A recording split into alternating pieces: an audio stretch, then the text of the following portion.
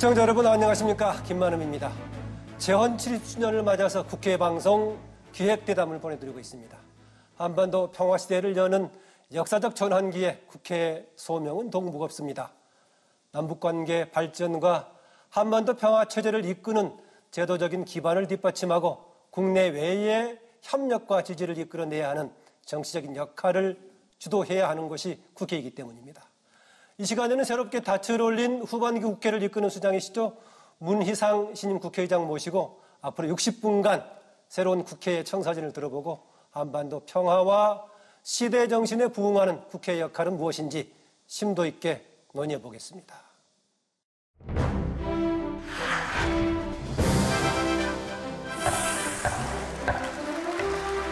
후반기 국회 2년은 협치를 통해서 민생이 꽃피는 국회의 계절이 되어야만 합니다.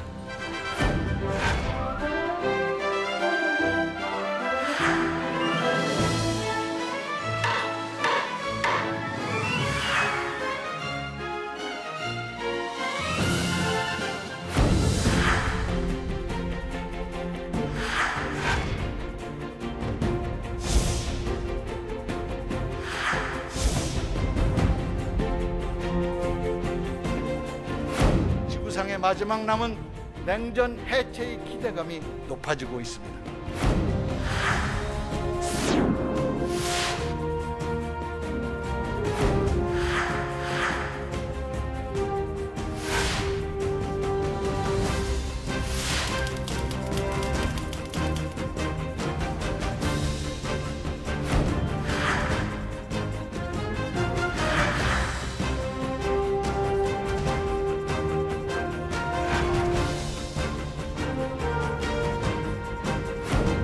국회는 민주주의의 꽃이며 최후의 보루입니다. 국회가 펄펄 살아있을 때 민주주의도 살고 정치도 살았습니다.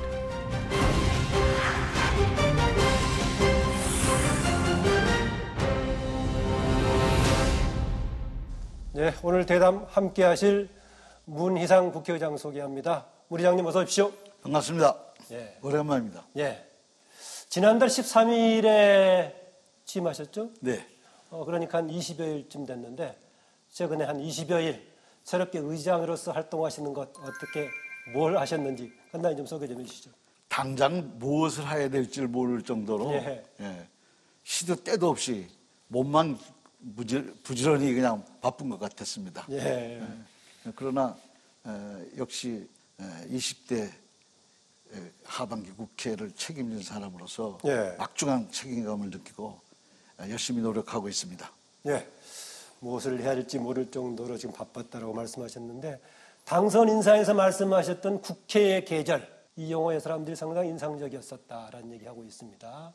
문재인 정부 1년 차는 청와대의 계절이었다면은 2년 차는 이제 국회의 계절이다. 이 말은 아무래도 문재인 정부의 개혁 과제들을 입법적, 제도적인 차원에서 뒷받침해야 되는 시기가 아닌가, 그걸 강조하는 말 아니겠습니까? 그렇습니까? 그렇습니다. 예. 뭐니 해도 지금 시대적 소명이라고 그럴까, 우리 민족사적으로 대격변기의 한 복판에 있는데 그 두 변수 중에 가장 큰 게 촛불혁명, 또 하나는 한반도의 평화. 이 두 것이 마무리되는 곳은 제도적 입법이고 그것을 해야 될 것은 국회입니다. 지금까지 1차 년도에 문재인 정부가 대통령을 비롯해서 전심전력해가지고 전력 투구해가지고 국민 지지 70%대를 유지하는 것은 촛불 민심의 적폐청산이라는 국정과제에 올곧게 열심히 노력한 결과라고 생각하고, 다만 그것은 제도적으로 마무리가 안 되면 무의에 그칠 가능성도 있기 때문에 이제는 청와대가 정광석처럼 쾌도난마처럼 한 1년의 업적을 바탕으로 제도화하는 것은 국회이기 때문에 모든 걸 입법적으로 해결하지 않으면 가령 그 얼마나 많은 좋은 뜻들이 시나리오는 좋은데 그것이 작품에 들어가지도 못하면서 망하는 경우를 많이 봤는데, 그 시나리오, 개혁 시나리오를 마무리 짓는 것은 결국 국회에서 입법적으로 해결해야 된다라고 생각하고, 그 과업이 바로 이번 국회의 계절인 2000년대 우리의 과제다, 이렇게 생각합니다. 네, 국회의장으로 취임하시기 전에도 제도적인 입법적인 차원의 적폐청산을 강조하셨죠. 그렇습니다. 예. 최근에 이제 문재인 정부 2년차 넘어 들어가면서 간혹 비판적인 과제 하나로 그동안에 청와대 정부라는 얘기를 나오긴 하는데 너무 또 국회를 강조하다 보면 약간 또 불편한 심기가 있을 수도 있는데 그렇지 않을까요? 아닙니다. 예. 아닙니다. 전혀 그렇지 않습니다. 예. 모든 혁명적 상황의 과업은 적폐청산이고 예. 그것은 아주 스피디하게 속도감 있게 진행이 되지 않으면 그것도 또 동력을 상실합니다. 아하. 그렇기 때문에 적절한 기회에 청와대가 대통령을 중점으로 해서 힘을 합쳐가지고 쾌도남마 쾌도남마. 그리고 이제 적폐청산을 위한 어린으로 한 것은 난 잘했다고 생각하고 예. 이것을 또 국민적 평가가 70% 이상 지지율로 보상을 하고 있기 때문에 이젠 할 만큼 했고 잘했다. 그러나 이것을 제도적으로 마무리하면 결과적으로 그 촛불혁명의 국민의 의지 자체가 훼손되는 일이 있고 적폐청산을 계속 그냥 시도 때도 없이 계속하면 국민이 지루한 감을 느끼면서 동력을 상실하는 것이 안타까운데 그때 마침 바톤 터치로 투 트랙으로 청와대는 청와대대로 국회는 국회대로 입법적 제도적 마무리를 지어줘야 이것이 갈 수 있다. 저는 그렇게 생각하기 때문에 네. 상호 보완 또 선순환 그렇습니다. 과정이 될 수 있군요. 특히 입법도 역시 시대적인 속도감이 뒷받침돼야 되니까 지금 굉장히 중요한 시기다 이런 말씀이시죠? 그렇습니다. 그렇습니다. 그래 국회 역할이 막중한데 의장님께서 국민의 신뢰 회복 국회 아시겠지만 우리나라 국회 얘기를 하면은 항상 여론조사하면 좀 뒤에 나오고요. 그럼에도 불구하고 막중한데 그래서 국민의 신뢰 회복을 강조하시면서 지금 취임과 동시에 국회가 가야 할 길, 국회상 세 가지를 얘기했단 말이죠. 하나는 첫 번째가 협치와 통합의 통합. 국회 말씀하셨던가요? 또 일 잘하는 국회. 그렇습니다. 세 번째가 미래를 준비하는 네. 국회 이렇게 말씀하셨는데 아마 그 협치와 통합은 의장님 말씀하시기 전에도 문재인 정부가 들어서면서도 협치를 앞에 던졌단 말이죠. 통합도 던졌고. 그런데 지금 20대 국회가 1년 정도가 문재인 정부가 겹쳐 있지 않습니까? 그 전에 박근혜 정부도 출범했다가. 그런데 기대라든가 소망에 비해서 지난 그 1년 동안 그렇게 협치의 성과가 좋았다라고 평가받기는 좀 어려운 것 같아요. 왜 그랬을까요? 그것은 모든 전력 투구를 적폐청산 그러니까 나라다운 나라를 만들어보자라는 데 전심전력했기 때문에 예. 가장 효율적인 것은 청와대를 정점으로 해서 대통령 지침, 대통령의 말씀, 대통령령 할 수 있는 건 다 한 거예요. 그 예. 모든 수단을 동원해서 그걸 했기 때문에 나는 그것을 굉장히 성과를 얻었다고 이렇게 평가하는 것이고 그 평가는 결국 국민적 평가로 이어졌다 이렇게 생각하는 것이고 예. 이제는 투 트랙으로 방향 전환을 해가지고 국회가 입법적으로 제도적으로 마무리를 해주지 않으면 언제까지 계속할 수는 없다. 그 말씀을 드리는 거죠. 예. 거기에서 이제 국회 계절이 왔는데 국회가 국민의 신뢰를 못 받으면 이 일도 차질이 생길 우려가 많기 때문에 신뢰를 받는 국회상, 국민의 사랑과 존경과 그런 걸 갖춘 그런 품격 있는 국회를 만드는 것이 당면 과제고 그 일을 위해서 협치가 우선 눈에 띄는 국민 속에 있어서 신뢰 회복의 첩경이라고 저는 생각하기 때문에 예. 협치를 해야 된다 이렇게 생각하는데 그 협치가 그냥 단순하게 우리가 힘을 합쳐서 뭔가 해보자라는 말로만은 얼마든지 할 수 있는데 실질적으로 협치도 어떤 상당한 조건이 마련되고 의지가 발동됐을 때 가능한 것이기 때문에 예. 나는 계속 그 문제를 거론하고 강조하고 사당 원내대표 같이 모여서 그거에 관한 많은 그 제도적 보완에 협치도 제도화할 수 있는 게 있다면 해보자 이렇게 주장을 한 겁니다. 네, 그러니까 문재인 정부 1년 차 때는 국민의 지지를 바탕으로 국민이 소망하는 방향으로 이끌어왔고 네. 그렇기 때문에 그게 결과적으로 국민 지지도에도 반영이 됐었다. 네. 딱 2년 차는 정말로 협치를 통해서 제도적인 뒷받침이 필요한 시기다. 네. 그래서 첫째도 협치, 둘째도 협치, 예. 셋째도 협치를 강조했단 말이죠. 네. 지난해 문재인 정부 국민의 지지를 바탕으로 이끌어왔었지만 어쨌든 조금 협치 부분에 아쉽다는 평가도 있는데 문희상 의장님께서 협치의 동력을 살릴 만한 뭔가 비법이라든가 문제의식을 평상시 가지고 있는 부분이 있습니까? 협치의 비법은 있을 수 없다. 나는 네. 이렇게 생각하면서 다만 내가 본 지금까지 정치 인생 중에 협치가 됐던 부분의 모범 사례가 대한민국 현행 헌법 체제에서도 많이 있었다라고 생각합니다. 그런데 예를 들어서 김대중 대통령이 야당 대표일 때 국회 원구성에 대한 원칙, 그때 야당이 숫자가 더 많아가지고 모든 걸 야당이 다 원구성에 일방적으로 다 할 수 있었어요. 의장, 부의장, 각 상임위원장 다 이걸 돌이라고 그러나 제가 한꺼번에 다 한꺼번에 가져갈 수 있다. 다 가져갈 수 있었을 때 그건 안 된다. 여당이 의장 가고 나머지는 의석수 비례로 상임위원장을 넣자. 이것이 국회 관행이 됐고 여대 야소일 때도 그 원칙을 지켜서 야당한테도 위원장을 배분하는 그런 협치의 근본 틀이 한번 만들어졌고요. 김대중 대통령이 여당 시절에는 더 말할 것도 없습니다. 그 당시에는 잘 아시다시피 DJP라고 그래가지고 소위원장을 국무총리도 야당 그리고 장관도 그 야당 소속의 장관들을 임명했고 그리고도 현행헌법 고치지 않고 현행헌법 아래에서도 운영상 얼마든지 가능했던 사례가 있고요. 이념 경제 분야를 협력을 했었죠. 그렇습니다. 노무현 대통령은 거꾸로 오히려 야당 대표를 국무총리로 하자라고 제안했고 실제로 심부름을 내가 했어요. 그런데 거절당했죠. 이제 그런 사례도 있습니다.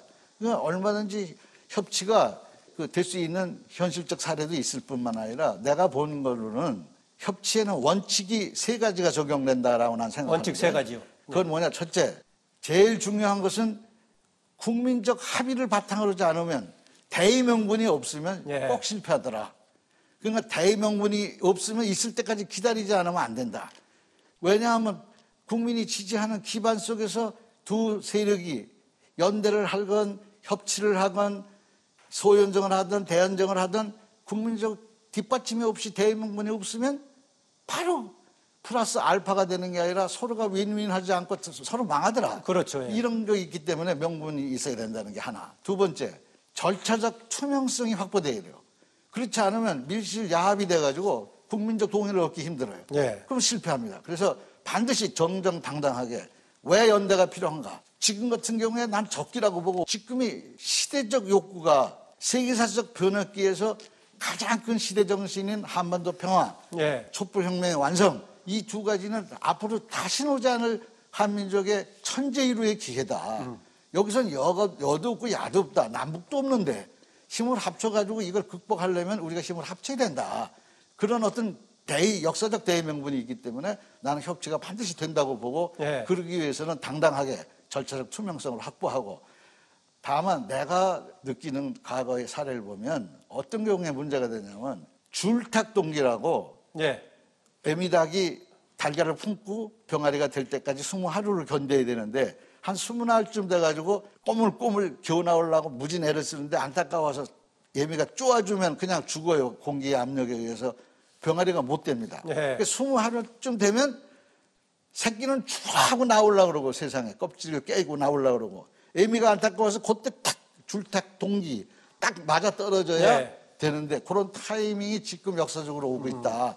그래서 금년도 하반기 국회의 창문 그거다. 원내대표 3분도 역사적인 조우고 역사적인 조합이다. 여기서 소홀하면 나중에 후대에서 어떤 평가를 받을지 알겠는가. 우리가 사명을 가지고 이걸 하자. 이렇게 얘기를 했는데 바로 그런 모든 조건에 있어서 협치의 적기다. 저는 그렇게 판단하고 있습니다. 지금 협치의 3가지 우선 명분 맞아야 된다. 야합이라는 소리 듣지 않게끔 투명성을 가지고 해야 된다. 그런 얘기했다. 그럼 시대적인 지금 그 시점 타이밍이 굉장히 중요하다 말씀하셨는데. 그렇습니다. 아까 줄탁동기 말씀하시니까 전에 의장님께서 사자성어 메일 쓰신 적이 있었죠. 그렇습니다. 글씨를 쓰실 때 줄탁동기 언니가 써서 설명했던 좀 기억이 나긴 합니다. 일부에서는 협치에서 현재 60% 이상의 합의가 필요한 국회 선진화법이 너무 과도한 거 아니냐 이런 얘기 있는데 협치의 문제와 관련 있는 법이라고 보십니까? 어떻습니까? 문제가 있습니다. 그래서 개정하는 방향으로 한다고 생각하고 운영위원회 개선 소위에서 다루기로 이렇게 했습니다. 선진화법과 법사위원회 권한에 관한 여야 간에 상당히 공감대 내려졌습니까? 어떻습니까? 있습니다. 실제로 안도 많이 제안이 돼 있고요. 그런데 이제 근본적인 것은 그 법의 입법 취지입니다. 그 법이 맨 처음에 생길 때는 국회에서 매일매일 몸싸움하고 동물국회라는 말을 들을 정도로 그럴 때 생긴 법이거든요. 그랬죠. 그랬더니 또 너무 식물국회라고 그래서 전혀 토론이 없고 이런 무기력한 국회가 돼버린 그런 면이 분명히 있거든요.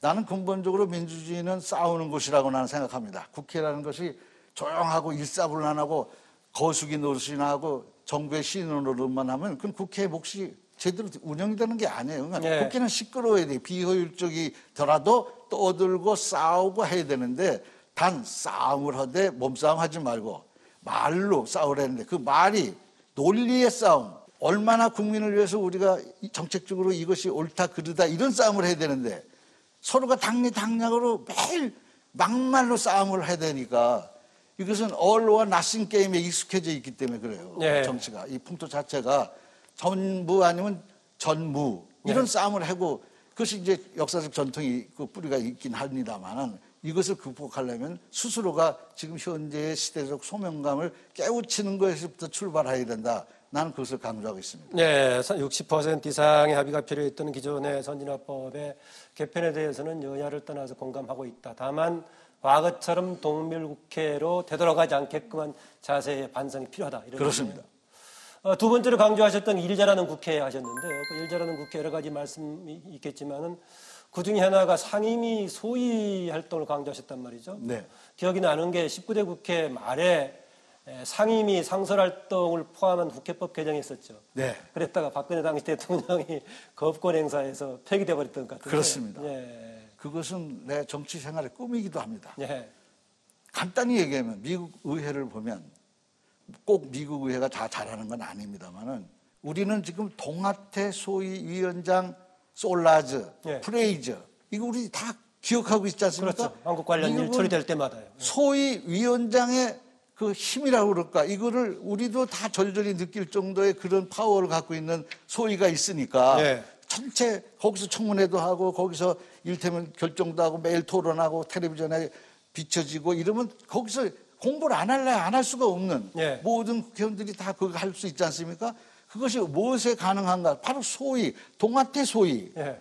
그런 소위도 그만큼 활성화되면 그렇게 할 수 있지 않을까? 우리의 경우도 그 유사한 경험을 지금까지 오랫동안 의정 활동하시는 동안에 비슷한 경험을 좀 하셨을 것 같은데요. 그런데 막 그렇게 기억에 남을 만한 소위 활동이 없어요. 예, 다 이제 특별한 근거를 가진 청문회라든가 뭐 이런 거였는데 예. 국정조사를 제대로 발휘하는 거가 그렇게 쉽지 않아요. 지금 현재 구조상. 그거 하나 하고 그다음에 법안 소위가 지금 현재 많은 데는 2개, 3개도 있는데 예. 정례화시켜야 된다. 일주일에 2번, 최소한도 한 번이라도 상시국회를 만들어가지고 예.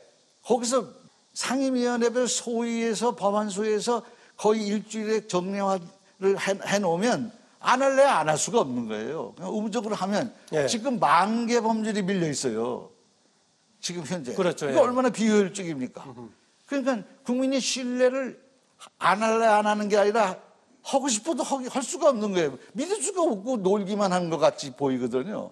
그러니까 상시국회를 해서 영국 국회에서 테임스강에 불이 꺼지지 않는 한 모든 국민들이 안심하고 잔다라든지. 우리는 국감 때만 좀 불이 많이 켜져 있죠. 그렇습니다. 그리고 또 한 가지는 예를 들어서 영국 의회 의원이 사는 집에는 그 앞에 꼭 붙여져 있대요. 의원님이 쉬고 있다. 예. 그러니까 경적을 울리지 마라. 이렇게 경적 울리지 말라는 표시와 함께 있답니다. 그러니까 그거는 의회에 대한 신뢰인데 그 의회의 신뢰는 일 잘하는 실력 국회를 보여줬기 때문에 신뢰가 생긴 건데 예. 지금 우리는 국회를 정말 뭐라 그럴까 신뢰도가 너무 떨어져가지고 최하위급이란 말입니다. 같은 공직이라도 정부보다도 행정부보다도 법원보다도 최하위로 지금 국회를 평가하고 있거든요. 국민이. 그러니까 좀 일 잘하는 실력 국회를 한번 만들어 와서 그 모든 것은 다 국민의 신뢰와 사랑과 존경까지는 몰라도 그런 신뢰받는 국회를 만들기 위해서는 그게 필요하다. 예. 그래서 그걸 강조하고 있습니다. 뭐 제도적으로 상임위를 조금 더 활성화시킬 수 있는 방향으로 국회법 개정 필요하다고 보십니까? 그렇습니다. 그걸 안건으로 원내대표들 모임에서 제안을 했고 다 찬성했습니다. 예. 대한민국의 미래를 준비하는 국회, 아까 기본 방향 중에 3번째 방향이 되겠는데 미래 관련해서는 이번에 올해 연말까지 개헌 문제를 어떻게 뭔가 하도록 노력해보자 그런 말씀하셨단 말이죠. 굉장히 주목을 받으셨는데 전반기 국회의장이었던 정세균 국회의장도 의장 2년 기간 동안에 제1의 소명으로 개헌을 꺼냈단 말이죠. 못했을 때라면은 20대 국회 마감하기라도 하자라는 얘기인데 어떻습니까? 이거 하려면은 당장 집권 여당에 상당히 호응이 강력하게 나와야 되는데 최근까지는 그런 느낌은 없는 것 같습니다. 예, 이제 그것도 정치적으로 이제 의장이 할 수 있는 일은 다 동원해서 최선을 다해야죠. 예. 여당이라고 반대할 이유가 없죠. 왜냐하면 대통령 개헌안까지 국회에 제안할 정도인데 예. 난 전략적으로는 대통령이 굉장히 성공했다고 봅니다. 왜? 약속을 했고 공약을 한 사안을 예. 헌법을 개정하겠다고 분명히 약속했고 그것에 대한 안을 내면서 국회가 합의를 해서 새로운 안이 있으면 언제든지 난 철회하겠다. 라고 마지막 시한까지 기다려줬고 예. 그래서 마지막 표결에 의해서 투표도 못한 채 끝난 이런 아쉬움이기 때문에 그거에 대해서 비난할 필요도 없고 안 되길 바라는 필요도 없고 청와대가 그럴 텐데 여당이 또 그럴 리가 없고 예. 그리고 문제는 우리가 갖고 있는 지금 현재의 이 헌법 체계가 60항쟁에 의한 소위 그 결과물이고 87년 체제가 그때 완성이 되는데 예. 그때는 국민이 대통령을 자기 손으로 뽑겠다라는 직선제 개헌이 모든 민주화의 총하였습니다. 가치였고. 예. 근데 이미 그 체제는 이미 30년이라는 세월이 지나서 31년 차로 들어가는데 너무 오래됐을 뿐만 아니라 단순히 오래됐던 이유만으로 저는 개헌을 주장하는 게 아니고 예. 잘못됐다고 그러는 데에는 동의하지만은 그렇다고 해서 개헌이 되는 게 아니니까 문제는 어디 있냐면 전체 국민이 개헌을 원하고 있어요. 개헌을 재추진해야 된다가 80%예요. 여론조사에. 그러면 국민의 뜻에 따라 개헌을 해야 되는 입장인데 국회가 이를 소홀히 한다는 것은 말이 안 되는 거죠. 예. 정부 여당 일각에서 그런 말을 하는 분들이 계시더라고요. 간단히 얘기하면 이번 개헌 작업이 블랙홀이 돼서 경제가 어렵고 민생이 어려운데 모든 이슈를 흡수해가면 어떡하냐. 예. 근데 이건 꼭 박근혜 대통령이 개헌을 반대할 때 논리였어요. 그랬습니다. 네. 내가 그때 비대위원장으로서 야당 대표였고 여당 대표는 김무성 대표였는데 그때 둘이 완벽한 거의 그 뭐라 그럴까 제왕적 대통령의 권력을 분산시키자 권력을 집중되는 현상에서 모든 게 이렇게 이런 현상이 일어나니 그것을 막기 위해서라도 분산시키는 데는 일치를 해가지고 그때 예. 권력 분권형을 만들자. 예. 물론 정부통령제나 4년 중임제도 분권의 한 행태예요. 예. 같이 결합할 수 있겠죠. 예. 결합을 얼마든지 할 수 있거든요. 그리고 상당한 합의선이 도출돼 있다고 나는 보거든요. 여야 간에 접근한 안이 상당히 있습니다. 문제는 결단만 중요한 건데 그 결단을 여야가 합의로 왜 못하겠냐 이게. 국민이 80% 원하고 있는데.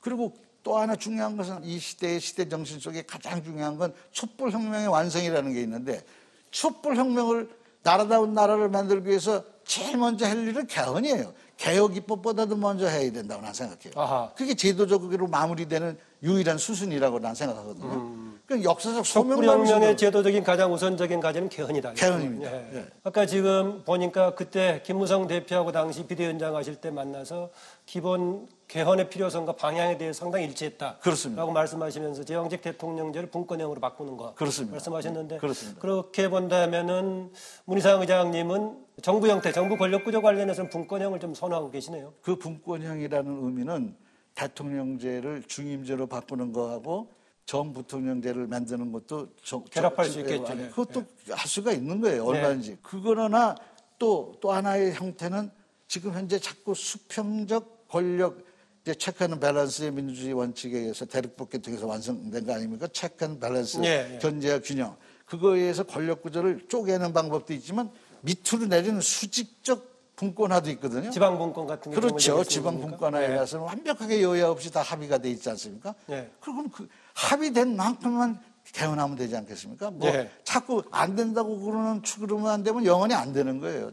근데 접점이 있는 만큼은 합의해서 될 수 있고 난 권력 구조의 측면도 대통령제를 유지하면서 그것도 또 국민적으로 동의하는 율이 제일 높은 게 대통령 책임제예요. 내각제까지 가는 건 아직 국민적 완전 합의가 된 게 아니거든요. 그러니까 분권형의 다른 형태도 있거든요. 현행 헌법도 상당히 분권형으로 되어 있습니다. 헌법만 제대로 지켜도 지금 현행 헌법도 그 하에서 왕년에 김대중 대통령도 실험을 했고 또 노무현 대통령도 실험하려고 했던 그 권한의 위임 국무총리한테 상당히 주고 국무총리를 뽑는 과정에서 지금은 임명의 동의인데 선출하는 과정에서 합의를 안 하면 되지 않지 않습니까? 예, 예. 그 절차를 잘 꾸미면 분명히 합의선이 있다고 저는 보거든요.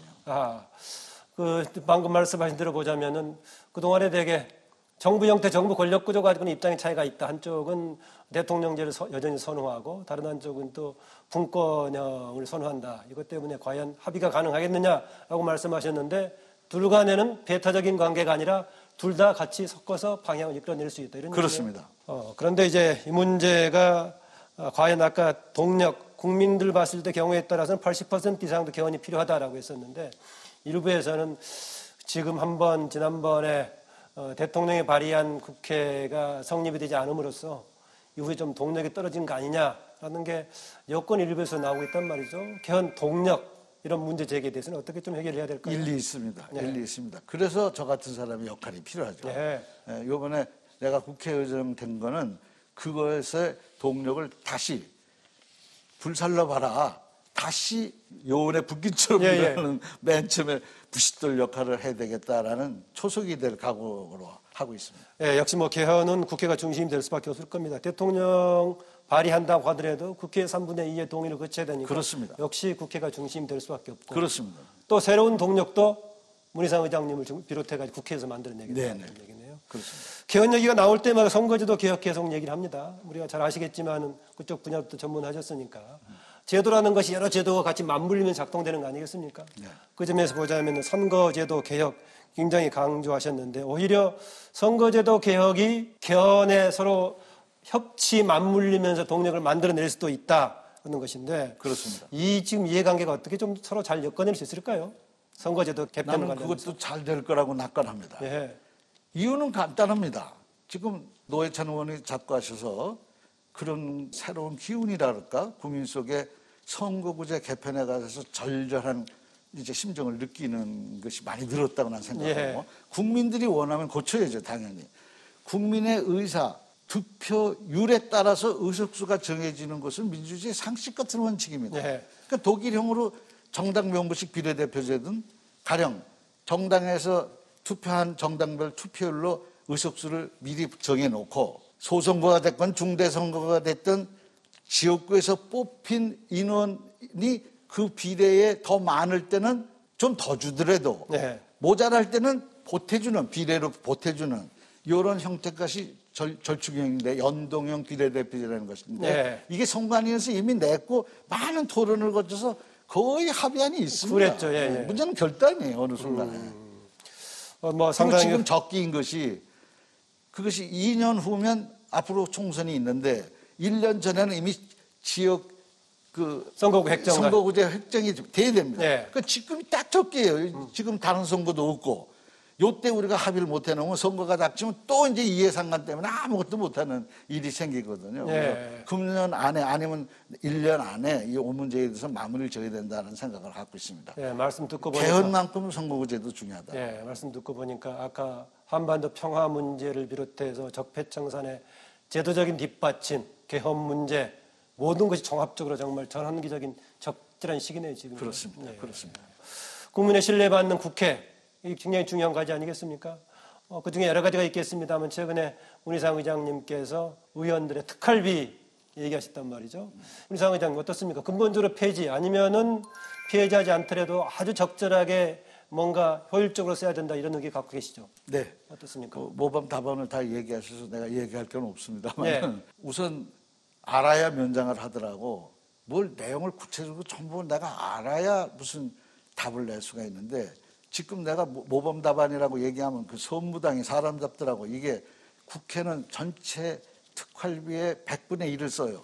국가기관이 그걸 꼭 써야 될 이유가 있다 그러면 우리가 불쑥불쑥 얘기할 수 없는 입장이 된 거예요. 그래서 감히 뭐라고 얘기하기는 어려우나 곧 우리가 예결위원회가 있고 국회에서 예산심의권이 있는 한 전체를 예산으로 다룰 수밖에 없으니까 우리가 이니시어티브를 지어도 괜찮겠다라는 생각이 드는데 정부의 기재부서도 똑같은 생각을 하고 2, 3일 안에 접촉을 하자라는 게 있기 때문에 전체가 전부 균형 맞춘 종합적 대책을 마련하는 걸 우선 고려해야 되고 다만 나 개인적인 생각은 지금 대명청지에 쌈짓돈이나 개인 마음대로 쓸 수 있는 돈이 있다면 이것은 부끄러운 일이죠. 일부일지 모르겠지만 그게 종종 노출되지 않습니까? 그러니까요. 네. 그러면 더욱더 그렇고요. 그러니까 목표는 없애거나 획기적인 개선을 해서 꼭 필요해서 이렇게 썼다라고는 공개해야 되는 거 아닙니까? 네. 그러니까 그런 선에서 완벽한 제도 개선을 하려는 안을 저는 갖고 있어요. 근데 정부 안과 사당 대표가 마침 운영 개선 소위에서 그걸 다루겠다고 그러니 그 얘기도 좀 참고를 하고 네. 해서 종합적으로 판단해서 국회가 나아가야 될 방향에 관해서는 그때 결정해서 발표하도록 이렇게 했습니다. 제가 일반 시청자 입장에서요. 짧게 추가 좀 질문 드리겠습니다. 네. 국회 기득권 문제라는 개혁 문제 항상 나온단 말이죠. 대안이 종종 제시되기도 하고 그런데 시간이 지나고 나면은 위야무야 돼버리고 하는데 이번에 이 특활비 관련 문제 가시적으로 언제쯤 조치가 가능할까요? 아무리 늦어도 국회가 예산 심의를 하는 때까지는 해놔야겠죠. 예. 그리고 내년도 예산과 관련돼 있으니까요. 예. 내년 예산 되기 전까지는 내년도 보겠다. 예산 문제가 지금 현재 특활비에 관한 한 17년 기준 50%로 감했다고 전직 의장께서 얘기하시더라고요. 다른 게 다 안 된다 그러면 최소한도 그렇게는 할 수 있지 않겠습니까? 내년도 예산이 반이면 내후년은 더 반의 반이 될 줄 있다 이거예요. 원천적인 걸 숫자를 줄여놓으면 그거에 맞춰서 또 돌아가는 거예요. 이 조직이라는 건. 예. 예, 파킨스 원칙이. 예. 한강에서 얘기하는 그런 식으로. 그 최근에 그 문희상 의장님 인터뷰 중에서 그 리더십 관련 전직 대통령 리더십 관련 얘기 몇 가지 말씀하셨단 말이죠. 김대중 대통령의 경우에는 머리가 비상해서 말이 곧 문장이 되는 정말로 머리형 리더다. 김영삼 전 대통령 정광석화처럼 개혁을 밀어붙이는 등등 해가지고 배짱형 리더 이런 말씀하셨고요. 노무현 대통령과 문재인 대통령은 공감 능력을 갖춘 가슴형 리더라고 하셨던가요? 하셨는데 문희상 의장님은 어떤 리더십을 갖추고 싶어 하십니까? 어느 걸 뚜렷하게 말씀드리기 제가 하나 아는 건 있습니다. 예. 문희상 의장님은 장비이자 조조라는 거예요. 겉모습은 장비처럼 보이지만은 또 조조와 같은 지혜를 갖고 계신다는 걸 알고 있는데 장비 같은 모습이라는 데는 뭐 내가 부모님한테 받은 거니까 고칠 재간이 없으니 그건 뭐라고 할 말이 없고 못생겼다는 뜻으로 아마 얘기한다. 이렇게 뭔가 밀어붙일 수 있는 역량이 있어 보인다는 얘기가. 내가 그랬어요. 조조라고 그러는 분은 아마 내가 머리가 좀 기민하다라는 뜻이라면 네. 그러면 이왕이면 제갈공명이라고 그러지 또 하필이면 조조라고 그러냐. 네. 내가 이렇게 이의제기를 한 적이 있는데 제갈공명은 좀 발음이 길어서 그랬나 봅니다. 근데 김대중 대통령을 감히 따라갈 수는 없고 김대중 대통령은 진짜 만 가지 문제에 만 가지 해답을 갖고 계셨어요. 네. 그러니까 그만큼 철저히 정말 공부하시고 알아야 면장을 하더라고 하는 대목에 면장이 되실 만큼 많이 아셨어요. 늘 공부하셨고요. 네. 그리고 YS는 글자 그대로 정말 그때 지금 개혁이나 혁신이나 국가 구조를 고치는데 가장 결정적인 역할은 거의 다 YS 때 했습니다. 네. 초창기에 아주 100일, 1년 딱 타이밍 딱 잡아가지고 그냥 해버렸거든요. 궤도 남마로. 그때 좀 밀어붙인다는 말이 많이 나왔을 맞습니다. 때였었죠. 안가 허물기, 중앙청 허물기, 전노 구속, 그 금융실명제, 나중에 역사 바로 세우기. 재산 공개, 공무원 재산 공개로 다선 의원들 우수수 다 엎었었지 않습니까? 그런 걸 그냥 정광석 것처럼 했거든요. 네. 그냥 그 담대한 결단력 이런 거는 굉장히 리더십이 중요한데 두 분도 뭐 그런 뛰어나신 다 갖춘 분이시지만 노무현 대통령은 가슴형 중에서도 좀 뜨거운 형이고 네. 문재인 대통령은 가슴형 중에서 좀 따뜻한 형이에요. 약간의 두 분이 좀 차이가 예, 있죠. 차이가 예. 있습니다. 예. 그냥 두 분을 다 바로 모셨던 그리고 같이 일했던 동지의 입장에서 가까이 들여다봤을 때 그런 차이가 좀 있어요. 예. 저 개인은 어느 쪽도 그냥 대담한 사람이고 특별히 말할 게 없어요. 조금씩 다 갖고 있다 이렇게나 얘기할까요? 예. 뭐 또 좋은 쪽으로 해석하면은 세 가지 유형을 다 가지고 계신다라고. 아유, 그거는 우리가 여러 가지 시대적인 소명 중에 하나가 지금 한반도 평화 시대 얘기인데요. 6월 12일 싱가포르에서 북미 정상회담 있을 때까지 정말 끊임없이 쉬지 않고 그동안 우리가 겪어보지 않았던 그런 전환기적인 경험을 했었는데 이후에 진행되는 과정은 다시 뭔가 동력이 살기도 합니다만은 소강 상태라는 진단도 있고 최근의 상황 어떻게 종합적으로 보고 계십니까? 문제가 좀 있지요. 예, 그러나 그 사자성어 중에 만절필동이라는 말이 있습니다. 설명이 좀 필요합니다. 황하를 설명한 건데 예. 만 번을 굽이굽이 꺾이지만 예. 결국은 반드시 동쪽으로 간다. 이렇게 굽이굽이 흘러서 결국은 동쪽으로 간다는데 한반도 평화라는 큰 이정표를 향해서 굴절은 많이 있으나 만 번이 꺾이더라도 결국은 그리로 갈 수밖에 없는 기본 물꼬를 튼 예. 그런 일들이 북미 정상회담, 남북 정상회담. 따라서 국회는 이것을 제도화하는데 앞장서야 된다는 생각을 하고 예. 특히 남북 정상회담의 결과물 그것을 지지 결의만 할 게 아니라 비준 동의까지 해주는 게 국회의 몫이다. 그래서 역사적 역할을 다하는 것이다. 난 그렇게 생각하고 예. 특히 남북 간의 국회회담, 국회의장 회담 이것을 며칠 안에 제안하려고 그러고 예. 그걸 구체화시키기 위해서 정부 측에 의논을 했더니 마침 통일부에서 한 분을 파견시켜준다고 국회에 그리고 행안부에서도 오케이를 하고 그래가지고 한 분이 의장 직속에 기구가 하나 생깁니다. 남북 예. 교류에 관한. 예. 그것이 생기면 바로 제안을 하려고 그러고 남북 교류에 앞장서는 의미에서도 국회회담을 저는 적극 추진할 생각입니다. 아, 조만간 공식화 되겠네요. 그렇습니다. 예. 어떤 방식의 의원 내교 또 양측의 의장들 회담을 추진하실 건지 조금 더 구체적으로 듣고 싶습니다. 조금 진척된 사안은 실제로 있습니다. 그런데 아직은 국민들께 보호드릴 사안까지는 아니고요. 이런 거는 사실은 정부와 별도로 운영되는 것은 되지도 않고 바람직하지도 않습니다. 예. 그래서 정부가 가는 거에 어느 정도 보조를 마칠 필요가 있는데 그래서 통일부에 파견을 원했고 파견된 분이 오시면 그분을 정점으로 해서 그 가능성을 전부 타지를 하되 지금 현재 저는 이제 말씀은 통일부 장관이나 국정원제나 청와대 안보팀한테는 얘기를 했어요. 예. 아, 그러니까 지금 두 가지 다 지금 추진하고 계시군요. 의장 양측의 네. 의장단의 회담과 또 국회를 대표해서 하는 둘 다 추진하고 계시고 그렇습니다. 조만간 좀 성과가 나오고 있기를 기대합니다. 아까 말씀하시는 것 중에 이게 있었습니다. 4.27 남북 정상회담을 통해서 나왔던 판문점 선언에 대해서 되게 국회 결의안 정도였는데 지금 비준이 필요하다고 말씀하셨습니다. 비준 동의까지 해줘야 된다고 저는 개인적으로 생각하고 있는 거예요. 예. 어떤 차이가 있는 거죠? 결의하고 비준하고요? 엄청난 큰 차이가 있다고 생각합니다. 예. 오이사 조치 같은 것은 지금 현재 유엔 결의와 각종 결의에 의해서 막혀 있는 거거든요. 지금 남북이 합의한다고 바로 풀리는 게 아닙니다. 예. 금강산 문제도 마찬가지고요. 그런데 그 중간 단계로 우리 국회가 비준됐다 그러면 그 힘을 가지고 유엔 결의나 미국과의 접촉에서 유리한 국면으로 갈 수도 있다. 그럼 좀 더 빨리 진척이 될 수 있다라고 난 생각합니다. 예, 최근에 개성공단에 입주해 있었던 기업인들 방북 통일부에 신청했는데 불허가 됐단 말이죠. 통일부에 설명을 했던 배경은 그건 일종의 이제 그걸 제기하는 절차인데 그거는 유엔의 제재, 경제 관련 제재가 풀려야 되는 것인데 그것이 진행이 안 되고 있어 그렇다는 것인데 상당히 어려운 과제 같습니다, 이 문제. 그렇습니다. 쉽지 않을 거라고 생각합니다. 예. 그런데 지금 북에서 요구하고 있는 것 중에 하나가 성전 선언을 빨리 해달라는 식의 요구를 하고 있는데 이건 좀 어떻게 추진해야 되겠습니까? 가능한 한 난 빨리 해야 된다고 생각합니다. 예. 지금 그 단계에서 우물쭈물 시간을 끌다가는 역반응이 생길지도 모른다. 역주행이 생길지도 모른다라는 우려를 저는 하고 있습니다. 예. 따라서 국회 입장도 남남 갈등의 해소도 중요하지만 외교 활동을 통해서 미국이나 중국에도 대표단이 활발히 활동을 해갖고 그런 분위기가 더 이상 확산되지 않도록 노력해야 될 필요가 있다. 예. 지금 대통령께서 얘기하는 살얼음을 걷듯이 조심조심 가야 된다라고 이렇게 말씀하셨는데 바로 그런 대목이 바로 이런 거라고 생각하면서 예. 호시우행이라는 말을 썼는데 예.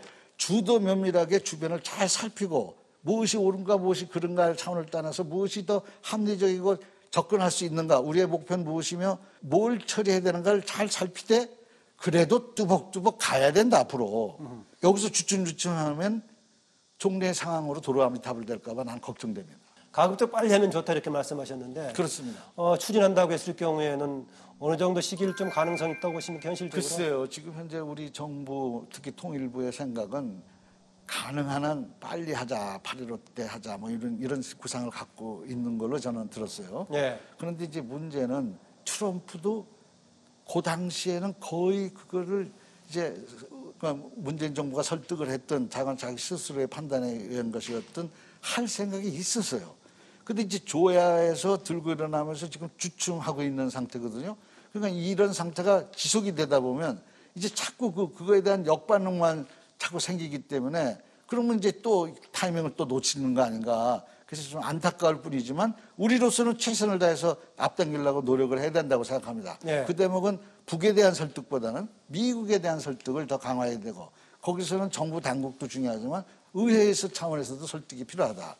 그리고 이번에 그래서 원내대표들이 갔던 건 굉장히 잘 갔다 온 거다 이렇게 생각하고 있습니다. 네. 일부 우려하는 의견들은 종전선언은 결국은 현재 유엔사가 정전의 차원이기 때문에 여기에 이제 주둔의 근거가 있는 것인데 그게 근거가 없어지기 때문에 유엔사 해체로 당이 이어지고 좀 맥락은 다를지 모르겠지만 주한 미군 철수가 이어진다는 점에서 좀 불안하다는 그런 입장도 갖고 있는 사람이 있는데 의장님께서는 이걸 어떻게 조금 해석하십니까? 미군 철수는 언젠가는 외국 군대가 주둔하는 그 자체가 바람직하거나 옳은 일이라고는 저는 생각하지 않아요. 네. 그러나 현재 동북아 상황, 우리가 안보 환경 이런 걸 생각했을 때 주한미군 철수는 그건 있을 수가 없다고 우리는 생각하고 네. 그 문제는 남북 교류의 문제고 남북 합의의 문제가 아니라 한미 동맹 차원에서 하는 것이기 때문에 네. 그동안은 우리가 미국을 설득해서 그들도 아마 그 필요성을 인정하고 내가 알기로는 의회 내에서 거의 대부분의 분위기는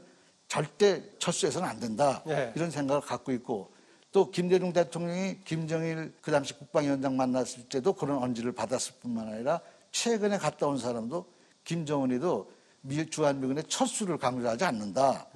그들도 평화 유지 차원에서 동북아 안보나 평화 차원에서 미군 주둔이 걸림돌이 되는 게 아니라 오히려 도움이 된다. 이런 생각을 갖고 있다는 얘기도 많이 들었어요, 저는. 네. 적어도 주한미군 철수 관련해서는 좀 기우라고 볼 수 있겠네요. 그렇습니다. 저는 네. 그렇게 생각합니다.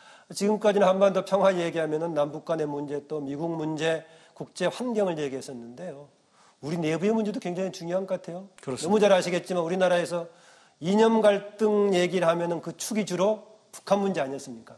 여야 간에 또는 뭐 보수 진보 간에 조금 뭔가 새롭게 수렴하는 이 시기가 아닌가 생각이 들기도 합니다. 그렇습니다. 그런 부분에 의장님 역할이 굉장히 중요할 것 같은데 어떻게 보십니까? 그렇습니다. 저도 사명감을 가지고 네. 국회의장으로서가 아니라 이 시대를 살아가는 그냥 국민의 한 사람으로서도 최선을 다해서 그 노력을 하려고 그러고 이런 기회가 이 천재일우의 기회가 천지개벽할 수 있는 민족이 한번 도약할 수 있는 이 기회를 놓치면 어떡하나 하는 불안감 때문이라도 소명감을 가지고 그 일을 해내려고 그렇게 생각하고 있습니다. 네. 뭔가 협치의 고리가 만들어진다면은 뭐 이념 문제도 서로가 절충점을 마련하고 공존이 좀 가능할 것 같은데 지금 우리가 갖는 시대 정신 속에서 커다란 민족적 명운을 건 큰 테마가 두 가지가 있는데 하나는 촛불혁명. 네. 1700만 명 연인원이 촛불 하나 딱 들고 쓰레기 한 톤 안 남기고 피 한 방울 안 흘리고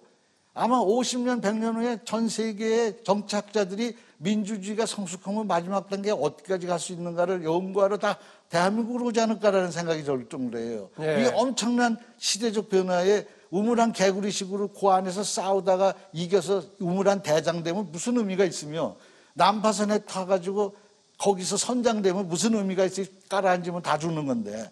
그러니까 이런 시대적 차원의 소명 같은 것을 계속 일깨우고 만나서 의논하고 토론하고 국민이 원하는 길이 그 길이기 때문에 난 해법이 있다라고 하는 확신을 가지고 하고 있습니다. 근데 그런 시대 정신은 아직 국회 운영 중에서 많이 반영이 안 된 상황이죠. 취임일성으로 국국의의라는 사자성어를 썼는데요. 만든 말입니다. 예. 논어에 군군신신 부부자들하고 예, 예. 이제 정치가 뭡니까?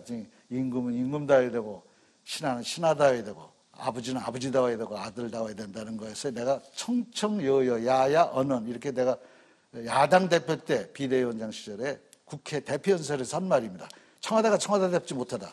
여당이 여당답지 못하다. 야당이 야당답지 못하다. 이렇게 얘기했는데 요새 국회가 국회다워야 된다라는 말을 하기 시작하는 것은 네. 나라다운 나라가 국민적 합의상으로 촛불혁명의 마지막 키워드거든요. 네. 나라다운 나라는 국가다운 국가는 의회다운 의, 국회가 국회다울 때 가능하다. 국민이 우리들의 대표들이 모여가지고 우리를 위해서 저렇게 애쓰고 있구나라는 신뢰, 네. 사랑과 존경도 모르지만 신뢰는 가져야 모든 일을 할 수 있지 않는가. 그래서 세 가지 목표를 가지고 국민의 신뢰를 얻기 위해서 노력하자. 그런 걸 캐치프레이즈로 건 겁니다. 네. 중요한 시기에 뭐 의장님을 맡으셔가지고 역할이 큰 것 같습니다. 시간이 짧아서 아쉽긴 합니다만은 시청자 또 국민들에게 마무리 발언 좀 듣고자 합니다. 국회는 민주주의의 꽃이요 마지막 보루입니다. 국민의 대표기관이니까요. 민주주의는 국민이 주인인 것이고 대한민국의 주권은 국민에게 있고 모든 권력은 국민으로부터 나오니까 그 국민들이 다 나와서 정치 못하니까 국민들이 대표를 뽑아서 대의제가 됐고 그게 대한민국 헌법의 정신입니다. 따라서 국회가 생생하게 살아있을 때 인권도 살았고 민주주의도 살았고 정치도 살았습니다. 지금 그것을 복원하기 위해서 회복하기 위해서 아니 제자리를 찾기 위해서 제가 최선을 다해서 전력 투구할 각오로 열심히 노력하겠습니다. 네, 그동안 오랜 또 국회의원으로서 경험도 하셨고 과거에 또 부의장님도 하셨고 또 당에서 비대위원장을 2번 하셨던가요? 당의장도 했으니까 당대표도 한 대표까지 거죠. 3번 했죠. 3번 하셨네요. 그래서 한때는 비대위원장 전문 아니냐는 얘기가 있어요. 비대해서 뭡니까? 오늘 말씀 고맙습니다. 감사합니다. 네. 예, 지금까지 문희상 국회의장님과 함께했습니다. 협치에 능하고 일 잘하는 국회, 또 미래를 준비하는 든든하고 믿음직한 우리 국회의 모습을 기대하면서 함께해 주신 시청자 여러분 고맙습니다. 안녕히 계십시오.